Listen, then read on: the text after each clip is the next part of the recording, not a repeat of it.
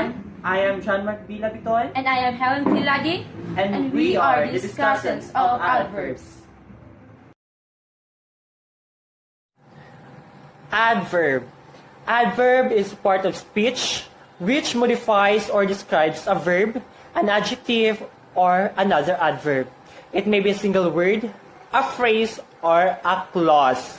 So that is adverb. Next is the function of adverbs. There are two major roles of adverbs. Adverbs, they can be combined into an element of the clause, and they themselves can be an element of the clause. Next is the formation of adverbs. So adverbs sometimes described as word ending in ly, such as clearly, undoubtedly, and definitely. So there are four major categories for the form of adverb. We have simple adverbs, compound adverbs, adverbs derived from suffixation, and fixed phrases. But first, I will discuss the simple adverbs. Simple adverbs are not derived from another word, such as well, to, rather, quiet, soon, and here. Example, you did it very well. The word well there is the simple adverbs. Next is the compound adverbs, are formed by combining two or more elements into a single word. So, such as anyway, any plus way, anyway, nowhere, no plus where, nowhere, and heretofore, here plus 2 plus 4, heretofore.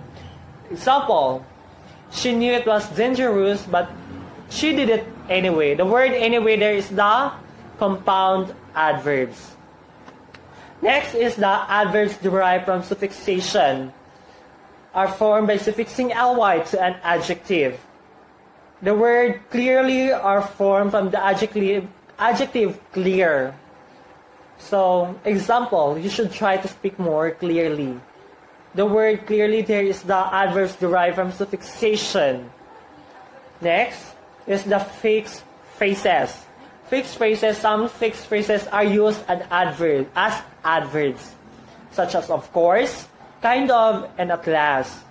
Example, those sheets are kind of new, so use something else to cover the floor while painting. The word kind of is a fixed phrases. Next, let's proceed to the position of adverbs. Adverb is found before the adjective. Before the adjective. Example, the candidate is very intelligent. The word very is the adverb and the intelligent is the adjective. So, let's put in our mind that the position of the adverb is found before the adjective. Before the adjective. Next, let's proceed to the syntactic rules of adverbs. First, adverbs modifying adjective. One of the primary functions of adverbs is modifying adjective or describe adjectives. So, example, this slightly larger than the calculated value. The underlined word there is the larger is the adjective, and the highlighted word which is slightly is the adverb. So, next example is I was utterly, hopelessly, horribly glad. So, the word horribly, hopelessly, and horribly is the adverb, and the word and underlined word glad is the adjective. Next is the adverbs modifying adverb. Adverbs also modify other adverbs. So, example, they do it yourself builder almost always uses a water repellent plywood. So, the underlined word there is always is an adverb. And also the highlighted word there is almost is another adverb. So that is adverbs modifying another adverb. Other adverb. So next example, they'll figure it out really fast. The word fast is an adverb. And the highlighted word there is really. adverbs modifying other elements. Adverbs can also modify noun phrases or part of noun phrases or prepositional phrases, particles, numerals, or measurements. So, first is the modifier of noun phrases. Example, it came as quiet as surprise, said one. So, the underlined word as surprise is the noun phrases, and the highlighted word quiet is the adverbs. So that is modifier of noun phrases. So next, modifier pronoun. Example, almost nobody, it seemed, could eat what they were given. So under the underlined word nobody is the pronoun, and the highlighted word there is the almost is the adverb. So that is modifier of pronoun. So next is the modifier of predeterminer. I've done about half a side. So the underlined word half is the predeterminer, and the highlighted word about is the adverb. That is modifier of predeterminer. So next, modifier of prepositional phrase. Example, but there's a hell of a lot, well into their 70s. So the underlined word into their 70s is the prepositional phrase. And the highlighted there, well, is the adverb. Next is the modifier of a particle or phrasal verb. So example, it's really filled the room right. So the underlined word up is the phrasal verb, and the highlighted word right is the verb. And next is the modifier of numeral. It is still not clear whether the approximately 250 people still listed as missing include those whom ex-detainees say they were still alive in May. So the underlined word 250 is the numeral, and the highlighted word approximately is the verb. So that is modifier of numeral. The next is the adverbs as complement of preposition. Another function of adverb is to serve as the complement of a preposition. Example, before long, he met a pretty singing cowgirl from Texas who went by the name of Dale Evans. So the underlined word there, before, is the preposition, and the highlighted word there, long, is the adverb. Next is the example is there is another sweet shirt lurking under there that I didn't see. So the underlined word under is the preposition, and the highlighted there word there is the adverb. Next example is its importance has often been recognized since then. So the underlined word since is the preposition, and the highlighted word then is the adverb. Next. Yes, everyone, I will continue the discussion about the adverb as clause elements, adverbials. An adverb or an adverb phrase can figure as an adverbial. There are three major types of adverbials. First is circumstance adverbials. Second is tense adverbs. And the third is linking adverbials.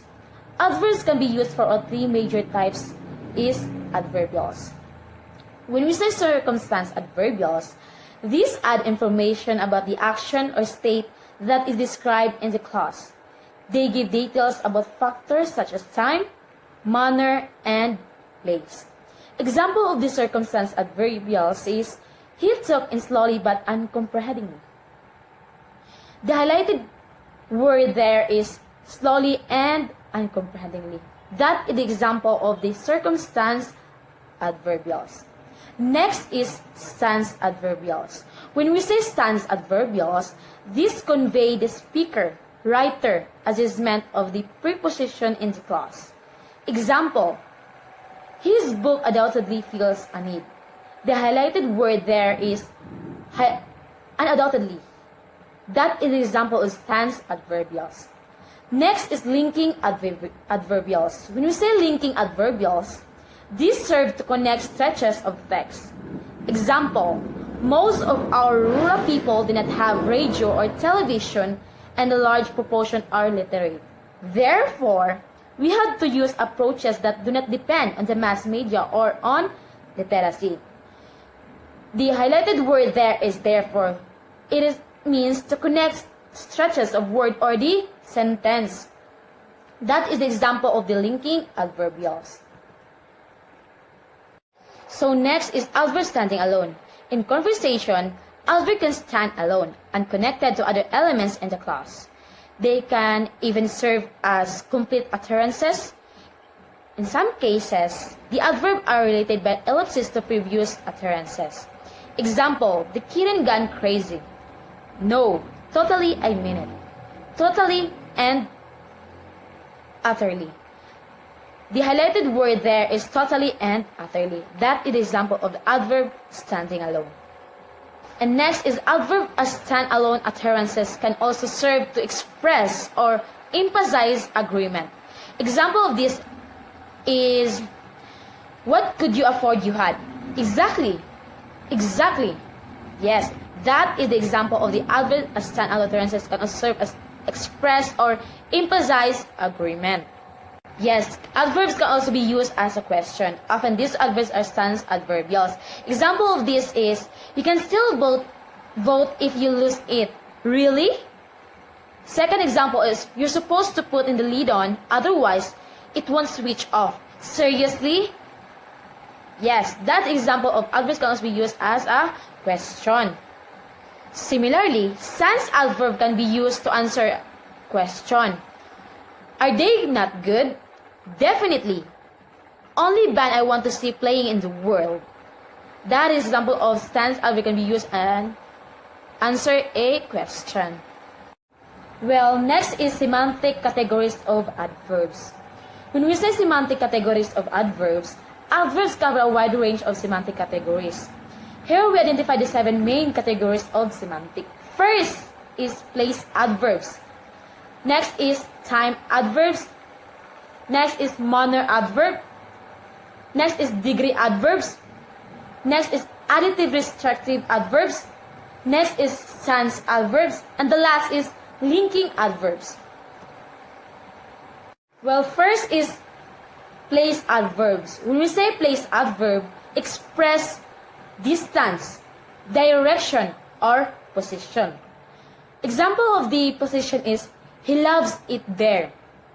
The underlined word there is there. The underlined word. That is the example of position. Next example is, don't worry, he can have gone far. The underlined word is far. That is the example of direction. Next example is, it happened backward among its companions. The underlined word is backward. That is the example of distance. This topic about place adverb will further discussed in other group. Next is time adverbs. When we say time adverbs express position in time, frequency, duration, and relationships. Example of this is, she doesn't say go away very much now.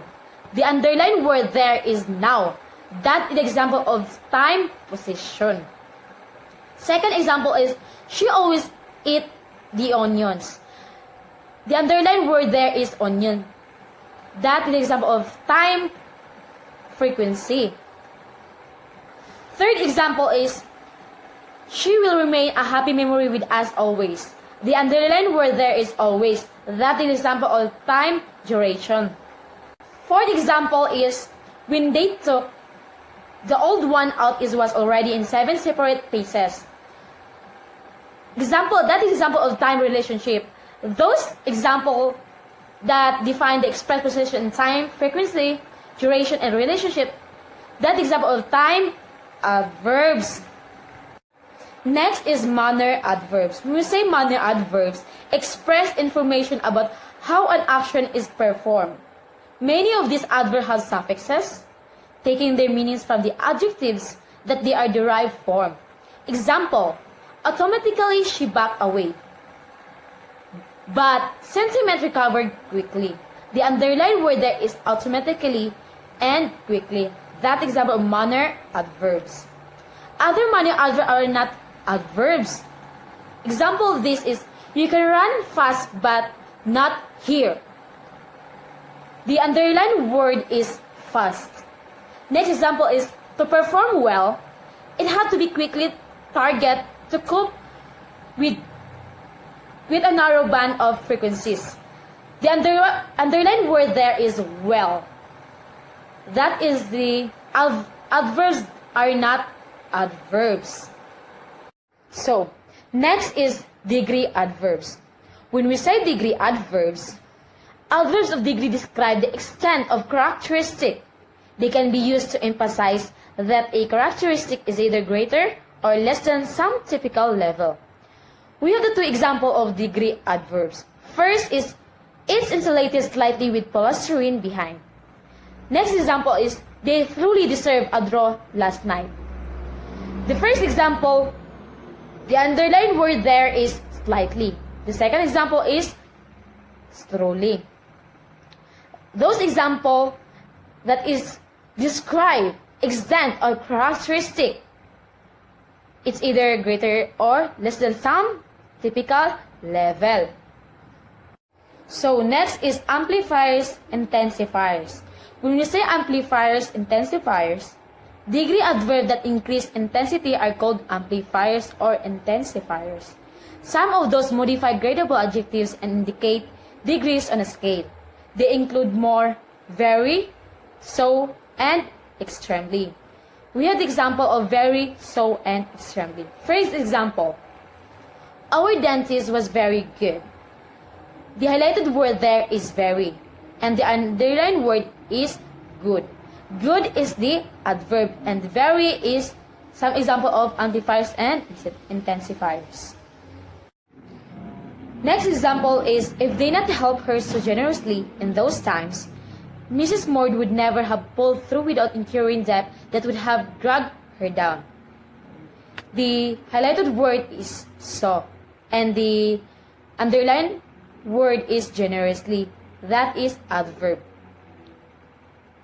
The third example is, most will be extremely cautious until new case law defends the extent of new act.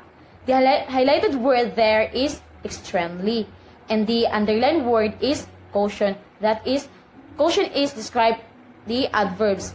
Those examples of amplifiers and intensifiers. So, we have also the additive restrictive adverbs. Additive adverbs show that the one item is being added to another. For example, oh, my dad was a great guy too. The highlighted word there is to. It means one item is being added to another. Second example, the experiment also illustrates how through going one has to be in applying quantum mechanics. The highlighted word there is also. That being added to another. Those examples of additive restrictive adverbs. Next is stance adverbs. When we say stance adverb can be expressed three types of stance. First is epistemic, second is attitude, third is style. When we say epistemic stance adverb, this express a variety of meanings. Example, no, it's alright, I probably manage with it. Commenting on the reality or actuality of a proposition. Actually, I'm not very fussy at all. The underlined word is actually. So second is attitude stance adverb. When we say attitude stance adverb, this adverb expresses a speaker or writer emotional attitude toward a proposition.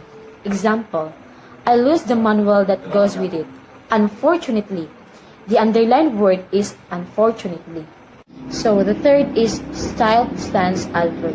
When we say style stance adverb, this adverb tells something about the speaker manner of speaking. For example, is the speaker using language sincerely, frankly, honestly, and simply? For example, quite simply, life cannot be the same. The underlined word is quiet simply. That is an example of style stance adverbs. We have also the linking adverbs. When we say linking adverbs makes connection between sections of discourse. They show how the meaning of one section of text is related to another. We have the example of linking adverbs. For example, in the month before he left, he had made several long-distance phone calls to Arizona and Carlo. However, would not say where they were concentrating their search. The highlighted word there is however. That is an example of linking adverbs. So, and the last but not the least, semantic domains of the adverb in conversation and academic prose. In conversation, most of the common adverbs fall into the three semantic domains. It is a time, degree, and stance. And also, it is the typical conversation to use of general language. This can be seen in the use of the conversational adverb else, which modify general pronoun like something and someone. Example, I thought I had something else to show you up there. That is sample conversation of semantic domain of adverb in conversation and academic prose. The underlined word there is something.